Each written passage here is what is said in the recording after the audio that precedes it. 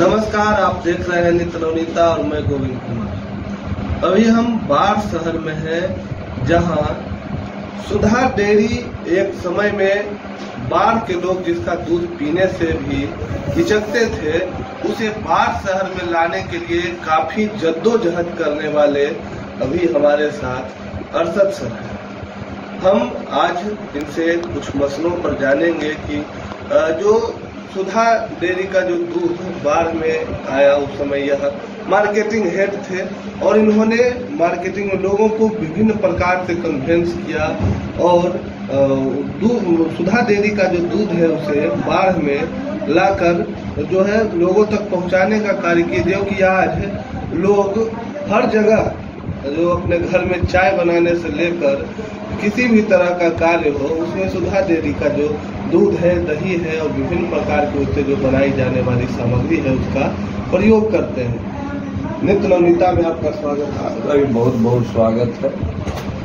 जैसे कि वह कौन सा दौर था, वह कौन सी ईस्वी थी जिस समय आपने सुधा डेयरी का जो दूध है उसे अपने बाढ़ में लाने का प्रयास किया? देखिए, हम 1992 में हमने ग्रेजुएशन कर हमने अखबार लाइन में अपना प्रोफेशन, अपना पेशा बनाया। कुछ अखबारों में लिखना बेगूसराय से शुरू किया, लेकिन उसी दरमियान हमारी जान पहचान बरौनी डेयरी के एमडी डॉक्टर BS मनुवंशी हुई। उन्होंने कहा कि तुम बरौनी डेयरी ज्वाइन कर लो। हमको लगा कि दूध क्या होता है, डेयरी नहीं होता, कुछ समझ में नहीं आ रहा था। हमने सर क्या है, उस समय बरौनी डेयरी को मक्खनशाला के नाम से जाना जाता था। बरौनी डेयरी के नाम से नहीं, बरौनी मक्खनशाला, जिसकी नींव राजेंद्र बाबू, जिसके प्रथम राष्ट्रपति डॉक्टर राजेंद्र बाबू ने डाली थी। पूर्वी जोन का इस सबसे पहला प्लांट था।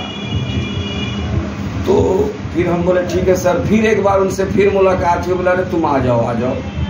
तो हम बोले सर ठीक है, आ जाते हैं। तो एमडी का एक पावर था, एक अधिकार था कि वो कैजुअल पर रखकर परमानेंट किसी भी को भी कर सकते थे, एक अधिकार था। उन्होंने अपने अधिकार के तहत उनको बरौनी डेयरी में प्रेस प्रभारी का पद दिया। उसके बाद काम करते करते एमडी, बरौनी डेयरी के एमडी ने, उस वक्त के एमडी ने मुझे मार्केटिंग का भी काम सौंपा। मार्केटिंग में तुम रहो, तुम्हारा परफॉर्मेंस बहुत अच्छा है। ठीक है सर, और करने लगे। उसी दरमियान मुझे बाढ़, मोकामा, लखीसराय का भी काम मिला, क्षेत्र का भ्रमण करने का काम मिला इंचार्ज के रूप में। तो मैंने सर से रिक्वेस्ट किया कि सर मैं बाढ़ से बिलोंग करता हूं, मेरा घर है, बाढ़ है, ननिहाल ददियाल सब बाढ़ है, इसलिए यहाँ सुधा का दूध बेचा जाए। उस समय हमारे प्रबंध निदेशक ने मुझे बड़वरीय पदाधिकारियों के बीच बहुत कस के फटकारा कि तुम चुल्लू भर पानी में डूब जाओ, तुमको लगता है कि सब एरिया में दूध बिकेगा, वो भी पैकेट वाला। मैं घबरा गया। फिर हम दूसरे दिन एमडी से फिर रिक्वेस्ट किया कि सर वहाँ हम आपका आदेश हो तो हम करें। फिर वो गुस्सा हुए, फिर बोले ठीक है देखो प्रयास करो, लेकिन मुझे नहीं लगता है कि सब एरिया में दूध बिकेगा। इसके बाद मैंने बरौनी, किस एरिया की बात उन्होंने? मोकामा, बाढ़ और लखीसराय की। हाँ, बाढ़ लखीसराय की। लोगों को बोले कि ये लोग दूध मवेशियों से भरा है, यहाँ बहुत सारे पशुपालक हैं, ये लोग दूध यहाँ खुद बिचौलिया सब आके घर घर दे जाता है, इसलिए पैकेट का दूध वहाँ नहीं बिकेगा, इसलिए कि वो दूध सस्ता होगा, ये दूध महंगा होगा पैकिंग लेकर।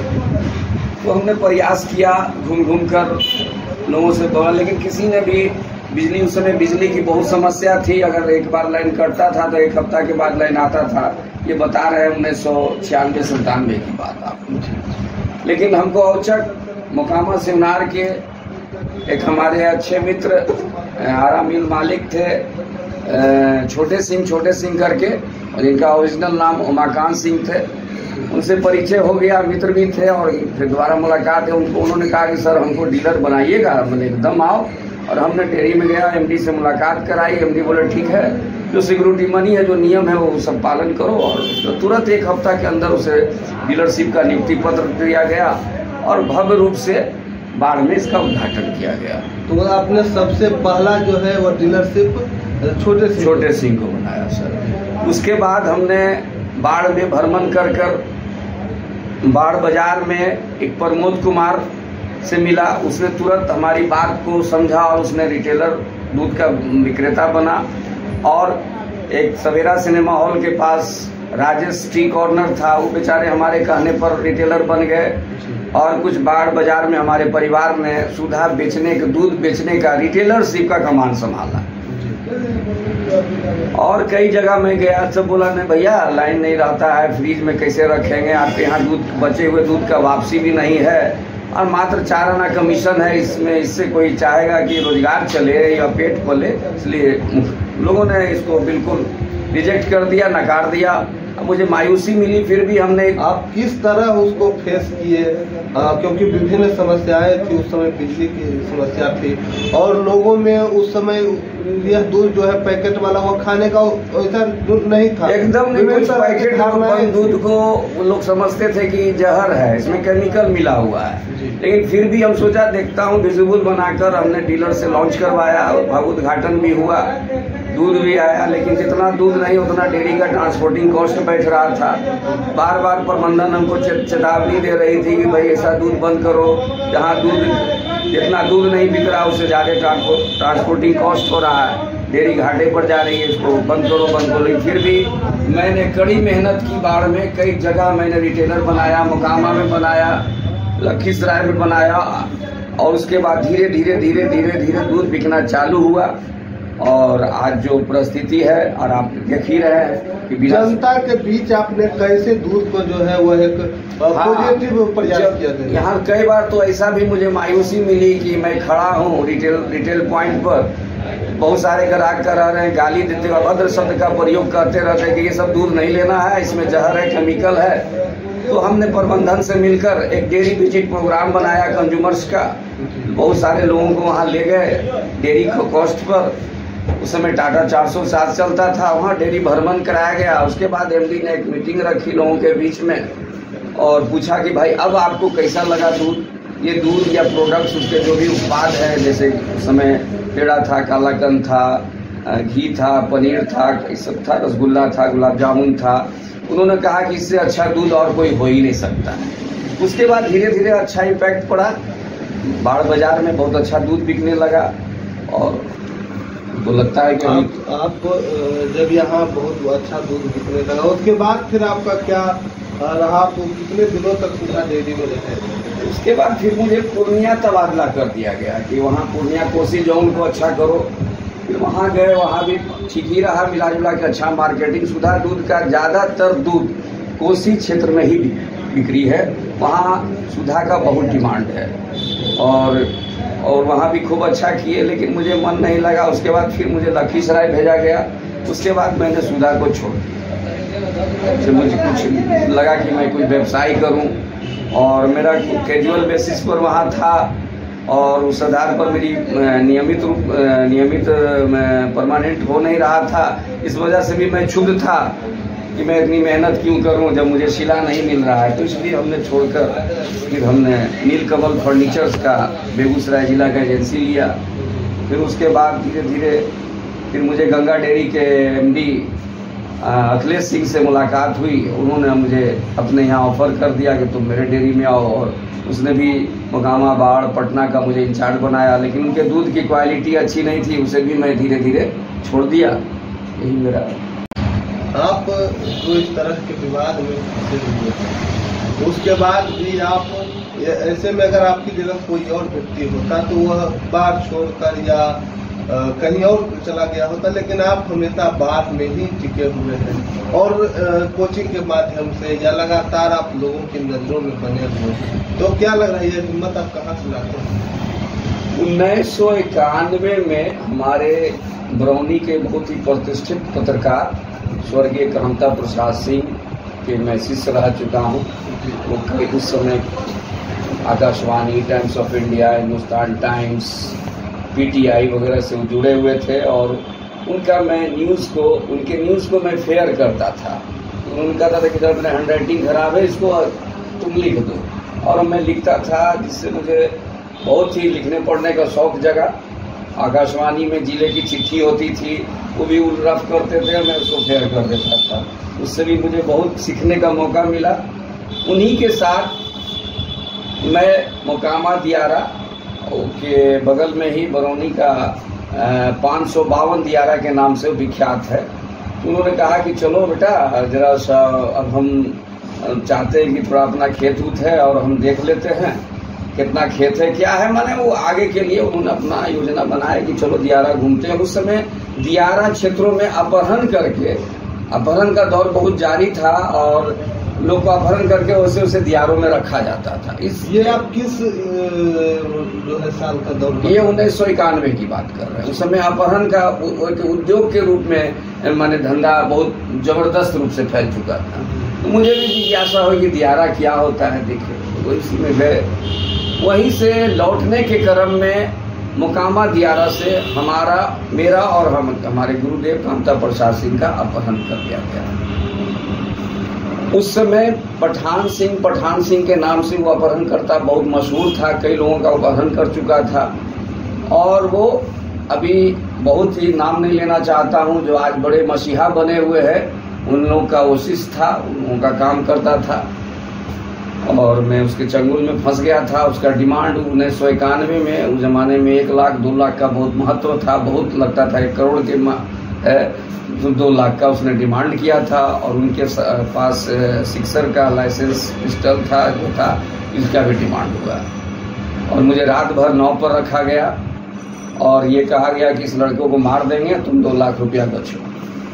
तो कुछ ऐसा इत्तेफाक हुआ, किसी तरह वहां से हम भागने में सफल हुए और किसी तरह हम लोग की जीवन बच गई। तो वहां से ये हुआ कि मुझ में एक हिम्मत आया कि मुझे डर नहीं लगता। कोई भी बात ऐसा विवाद आता है तो मैं घबराता नहीं। वहां से मेरा डर खत्म हो गया। अगर मर जाता तो अलग बात थी, लेकिन मैं हिम्मत से हम लोग वहां से निकल पाए और डर चीज एक हमारे दिल से निकल चुका है।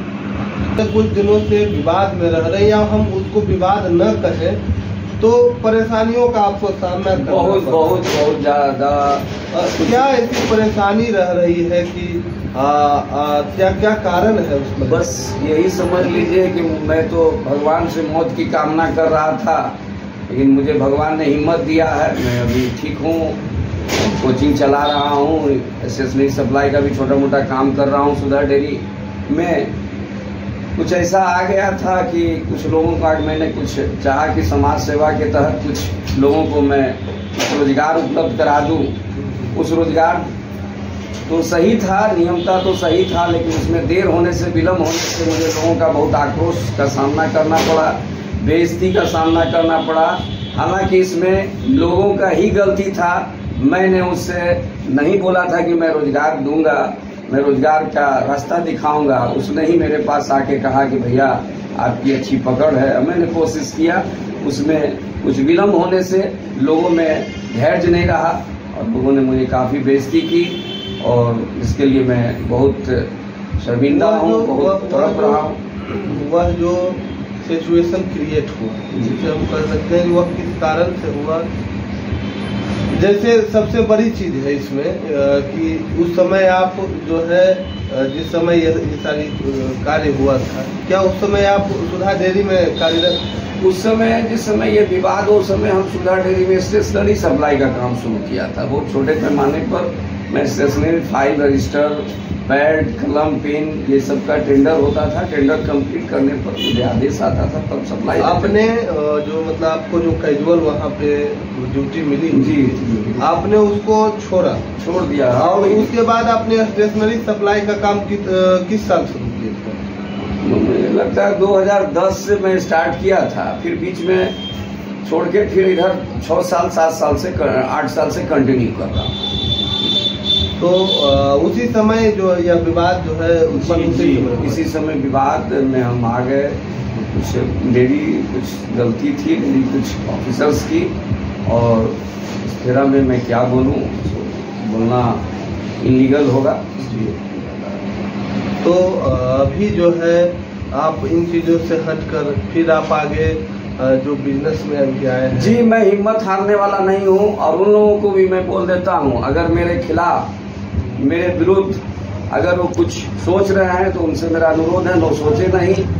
उनकी जो मेरे ऊपर है मैं उनको खत्म करूंगा, और मैं हिम्मत के साथ अभी कोचिंग चला रहा हूँ। हालांकि कोचिंग में भी बहुत सारे डिस्टर्बेंस लोग कर रहे हैं, लेकिन उससे भी मैं हारने वाला नहीं हूँ। और स्टेशनरी सप्लाई का भी काम अभी आप लोग के आशीर्वाद से नालंदा सुधा डेयरी में मैं फिर से शुरू कर दिया हूँ। तो आपको लगता है कि आप कितने दिनों में इन सारी समस्याओं का हल करके एक बेहतर जो आपका पिछला जो कल था आप उसमें वापस आ पाए? मैं तो इधर 5 साल से बहुत डिस्टर्ब हूँ, बहुत डिस्टर्ब। भगवान न करे मेरे दुश्मन को भी ऐसी परेशानियों का सामना करना पड़े, लेकिन मुझे लगता है कि 2 साल के बाद मैं इससे पूरी तरह निजात पालूंगा। और मुझे कुछ बैंक का सहयोग मिल रहा है, कुछ मित्रों का भी सहयोग मिल रहा है। उससे लगता है कि मैं 2 साल के अंदर सारे विवाद से, परेशानी से निजात पालूंगा। हमारे जो व्यूवर हैं उनसे आप अपनी जीवनी के संदर्भ में आपने कहाँ से शुरुआत की और फिर आपने एक बिजनेस पर्पज से आप जिस तरह आपने सुधा डेयरी में काम किया, मेहनत किया, मैं तो फिर आपने बिजनेस को लेकर के अपना उसको छोड़ा, उसके बाद फिर आपने जिस तरह से विभिन्न कंपनियों को छोड़ते हुए फिर आपने स्टेशनरी सप्लाई का कार्य शुरू किया, तो क्या लग रहा है कि आप क्या संदेश देना चाहेंगे हमारे व्यूवर को? देखिए, हम तो सभी आपके चाहने वालों से यही मेरा ये है कि हर चीज में पूंजी की आवश्यकता होती है, लेकिन मैं लगता हूँ कि पहला आदमी होगा या और भी लोग होंगे कि मेरा बोली व्यवहार हो या जो भी हो, मैं क्रेडिट पर ही हर जगह काम कर लिया और काम करने में कामयाब ही रहा। लेकिन कुछ इत्तेफाक ऐसा हुआ, बैड लक मेरे साथ ऐसा हुआ कि मैं कुछ कर्ज में आ गया हूँ, लेकिन हम 2 साल के अंदर उबर जाऊंगा। लेकिन यही बोलूँगा कि जब तक आपके पास पूंजी नहीं है, पैसा नहीं है, कुछ नहीं कर सकिएगा। पूंजी पैसा रहने पर अपने आप लोगों को एक से एक व्यवसाय का रास्ता दिखने लगता है। तो आपने सुना हमारे साथ अरशद सर से, इन्होंने अपने बारे में बहुत कुछ बताया है, जैसे कि इन्होंने कहां से अपने करियर की शुरुआत की, उसके बाद इन्होंने किस तरह एक कंपनी को छोड़कर दूसरे कंपनी के बाद तीसरे कंपनी, उसके बाद इन्होंने जिस कंपनी को छोड़ा उसी में स्टेशनरी सप्लाई का कार्य शुरू किया। सिर्फ उतना ही नहीं, छोटी सी गलती कहें या कुछ ऐसी कारण कहें जिसके कारण यह अभी विवादों में फंसे हुए हैं, सुर्खियों में बन रहे हैं, इसी यही कारण है। लेकिन इनका जो कार्य है पिछले कार्यों को देखते हुए यह नहीं कहा जा सकता कि यह उस विवाद में रहने के लायक है। लेकिन इन्होंने यह भी कहा है कि लगभग 2 साल में हम उस विवाद से निकलने का प्रयास कर लेंगे। विभिन्न मुद्दा है, लेकिन यह जो इनके द्वारा अपील की गई है, हम भी उस माध्यम से यह कहना चाहेंगे कि जो अपना जीवन है उसमें ऐसी छोटी छोटी गलतियों को करने का प्रयास नहीं किया जाना चाहिए, क्योंकि गलती जो है वह एक क्षण के लिए होता है, लेकिन उसका भुगतान कई सालों में करना पड़ता है। धन्यवाद। आपका क्या परिचय हुआ? मेरा नाम मोहम्मद अरशद हुआ। हमारे पिताजी बरौनी थर्मल पावर स्टेशन में कार्यरत थे। ये भी एक्टिव कोचिंग सेंटर के नाम से मेरा कोचिंग चलता है। एक्टिव इंटरप्राइजेज करके मेरा स्टेशनरी सप्लाई करता है।